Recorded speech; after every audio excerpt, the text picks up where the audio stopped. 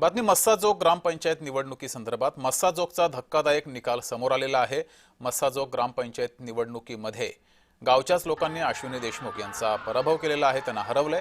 मस्साजोग ग्रामपंचायत पोटनिवडणुकीमध्ये स्वरूपानंद देशमुख हे विजयी झाले। दिवंगत संतोष देशमुखांच्या पत्नीचा पराभव झालेला आहे, त्यामुळे पंचक्रोशीला आश्चर्याचा धक्का बसलाय। स्वरूपानंद देशमुख यांचा तब्बल 92 मतांनी विजय झालाय। आरोप कुणी काय केले मला माहित नाही। मी पहिल्या दिवशी सांगत होतो माझे मतदार राजा माझ्या सोबत आहे, त्यांनी आज मतदान रूपी आशीर्वादातून ते सिद्ध केलं आहे। कोण कुठलंय कुणी काय माझ्यावर आरोप केले तरी माझी जनता पहिल्यापासून माझ्या सोबत होती। मी सांगितलंय, मी अगोदर बी त्या लढाईमध्ये पुढे होतो आणि इथून पुढे बी सदैव मी संतोष देशमुखच्या न्यायाच्या लढाईमध्ये समोर असतो। येणाऱ्या काळामध्ये फक्त गावातली आमची कामं कोण करू शकतो हे जनतेने ओळखून घेतलं आणि त्याच्यानुसार मला त्यांनी विजयी केले। येणाऱ्या काळामध्ये जो अण्णांचा सगळ्या गावकऱ्यांना घेऊन सोबत जो सामाजिक वारसा आहे, ज्या अडीअडचणी आहेत ते मला जास्तीत जास्त प्रमाणात सोडवणं होतील तेवढं मी सोडवण्याचा प्रयत्न नक्कीच करेल। आणि हा जो पराभव झालेला आहे तो मला मान्य आहे आणि याच्यानंतर गावाची एक चांगली ओळख जशी अण्णाने केली होती तशीच या गावाची ओळख व्हावी आणि चांगले शाश्वत कामं व्हावे अशी मी अपेक्षा करतो आणि विजयी उमेदवाराला शुभेच्छा देतो। अधिक माहिती घेऊया, आपले प्रतिनिधी आमिर हुसेन आपल्यासोबत जोडलेले आहेत। आमिर, खरं तर संतोष देशमुख यांच्या पत्नीच विजयी होतील अशी सर्वत्र चर्चा होती, मात्र निकाल वेगळा लागलेला आहे। स्वरूपानंद देशमुख हे विजयी झालेले आहेत। काय नेमकी कारण आहेत स्वरूपानंद देशमुख विजयी होण्याची?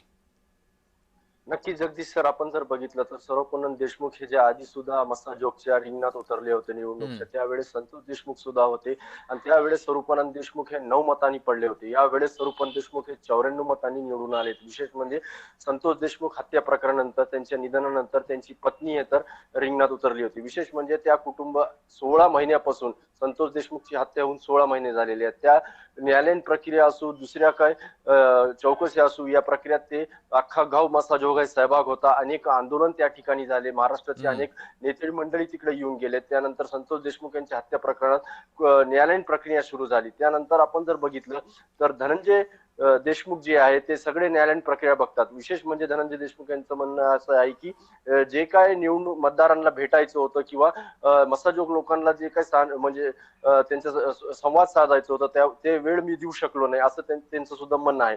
विशेष म्हणजे स्वरूपानंद देशमुख हे अनेकदा म्हणले फॉर्म भरल्यानंतर की मी मस्साजोगची जनता मला निवडून देणार आहे, कारण की मी त्या जनतेसोबत काम केलेलं आहे, मला माहिती आहे मी काय काम राहिलेले आहेत जनतेची आणि काय करायचंय।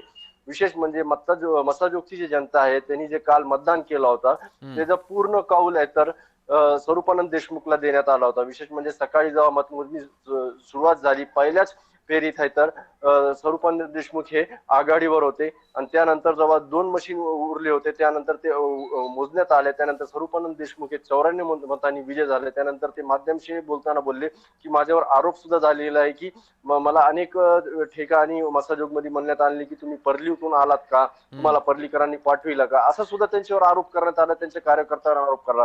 ते म्हणले मला कोणत्याही आरोप बद्दल काही बोलायचं नाही, माझं काम आहे। आणि विशेष म्हणजे स्वरूपानंद देशमुख यांनी सांगितले माझा हा विजय जे आहे जे संतोष देशमुख यांना श्रद्धांजली म्हणून मी अर्पण करतो आणि संतोष देशमुखचे जे स्वप्न होतं ग्रामपंचायतसाठी ते पूर्ण करणार। मात्र आमिर, या विजयानंतर गुलाल उधळला गेला, रॅली सुद्धा काढली होती, त्यावरून सुद्धा काही वाद निर्माण झालेला आहे। संतोष देशमुख यांच्या आईनं काहीतरी ऐकवलं अशी ही माहिती समोर आली आहे।